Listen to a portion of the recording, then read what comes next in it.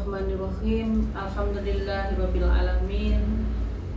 Assalamualaikum warahmatullahi wabarakatuh. Puji syukur kehadirat Allah Subhanahu wa taala, Tuhan yang Maha Esa, yang telah menganugerahkan kemampuan dan kesempatan kepada saya untuk berbagi pengalaman dan praktek baik yang telah saya lakukan, dengan harapan bisa memberikan kemanfaatan bagi rekan-rekan sejawat khususnya dan juga bagi dunia pendidikan pada umumnya.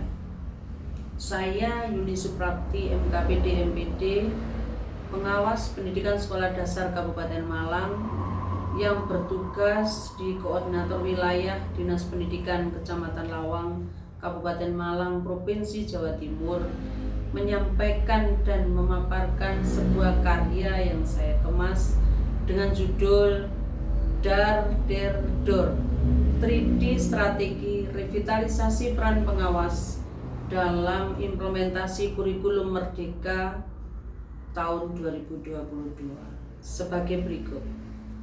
Pembelajaran diferensiasi yang merupakan desain proses pembelajaran pada implementasi kurikulum merdeka adalah salah satu tindak kepengawasan. Desain proses pembelajaran yang dimaksud menjadi isu update bagi penerapan Merdeka Belajar. Merdeka Belajar adalah sebuah konsep yang memberikan kemerdekaan kepada peserta didik untuk mendalami minat dan bakatnya agar tercipta sumber daya manusia yang unggul melalui kebijakan penguatan peran seluruh insan pendidikan. Sedangkan pengawas sekolah adalah salah satu dari insan pendidikan tersebut. Peran pengawas sekolah sebagaimana yang termuat pada Permenpan RB nomor 21 tahun 2010, yaitu melakukan pembinaan terhadap guru dan kepala sekolah, melakukan pemantauan atas keterlaksanaan 8 standar pendidikan, melakukan penilaian terhadap kinerja kepala sekolah dan guru, serta melakukan pelatihan dan pembimbingan terkait profesionalisme guru.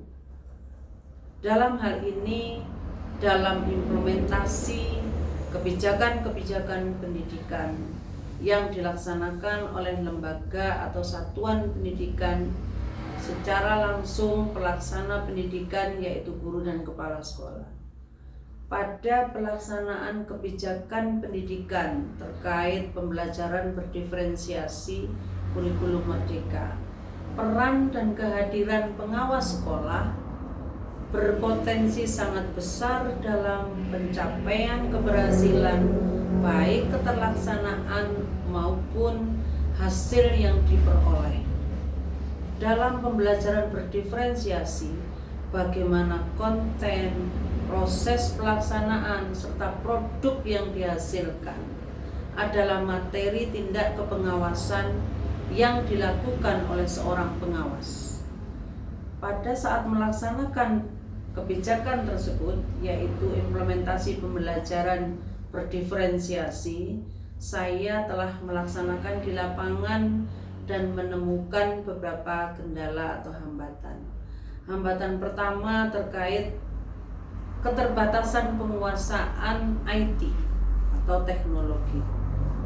Meskipun telah ada platform Merdeka Mengajar, tempat pelatihan mandiri, dan tempat menggali informasi terkait konten, proses, dan produk pembelajaran berdiferensiasi, tetapi karena keterbatasan penguasaan IT, maka penggalian informasi dan pentransferan informasi konten produk hasil pembelajaran berdiferensiasi diperoleh atau kami sampaikan dalam tindak kepengawasan berupa pelatihan, BIMTEK, dan workshop. Yang kedua, masih belum optimalnya kualifikasi proses atau komunikasi persuasif yang terjadi antara guru, kepala sekolah, dan pengawas sekolah, sehingga sering muncul konsep atasan dan bawahan yang menjadi penyebab ketidakterbukaan pelaksana pendidikan langsung, dalam hal ini kepala sekolah dan guru, untuk bertanya, untuk menyampaikan kesulitan-kesulitan karena takut dengan penilaian yang dilakukan oleh pengawas sekolah. Yang ketiga, belum optimalnya internalisasi motivasi intrinsik dan ekstrinsik yang dilakukan oleh pengawas sekolah dalam tindak kepengawasan, sehingga setiap kebijakan masih dianggap instruksi yang wajib dilaksanakan, bukan paradigma dan sesuatu yang memang dibutuhkan untuk dilaksanakan, serta nilai kemanfaatan pengimplementasian tersebut bagi keberhasilan pendidikan di lembaga maupun profesionalitasnya. Dari hambatan dan kesulitan tersebut, saya lakukan penyelesaian atau solusi yang saya ambil menggunakan alternatif penerapan 3D strategi dar-der-dor dalam upaya meningkatkan atau revitalisasi peran pengawas sekolah untuk melakukan tindak kepengawasan.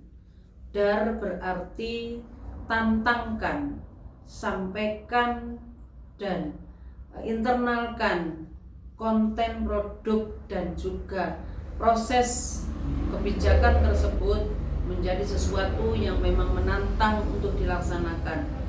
Terlepas dari hambatan teknologi bisa dikuasai kebijakan tersebut melalui workshop, fintech, dan sebagainya.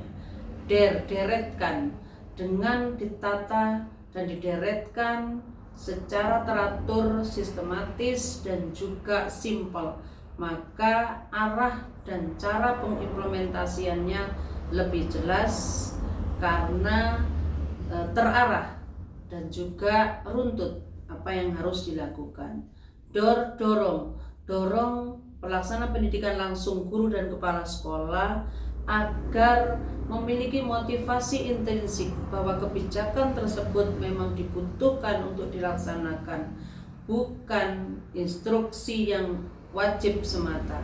Dan juga dalam pengimplementasian ada pengawas yang dianggap sebagai pendamping, tempat bertanya, tempat yang selalu membantu kesulitan dan hambatan, sehingga melaksanakan kebijakan tersebut dengan nyaman, aman, dan juga merasa ada pendampingan. Dari 3 strategi yang sudah saya paparkan tadi telah saya laksanakan dan saya terapkan pada 23 sekolah yang ada di Kecamatan Lawang. Terkait hal tersebut, keberhasilan yang sudah saya peroleh adalah terinternalisasikan konten, proses, dan juga produk yang diperoleh menjadi satu kebijakan dan paradigma pembelajaran yang memang dibutuhkan di era sekarang. Keberhasilan tersebut bisa saya tayangkan dalam bentuk video situasi dan pelaksanaan 3D strategi tersebut pada pertemuan-pertemuan dengan kepala sekolah dan guru yang akan tayang berikut ini.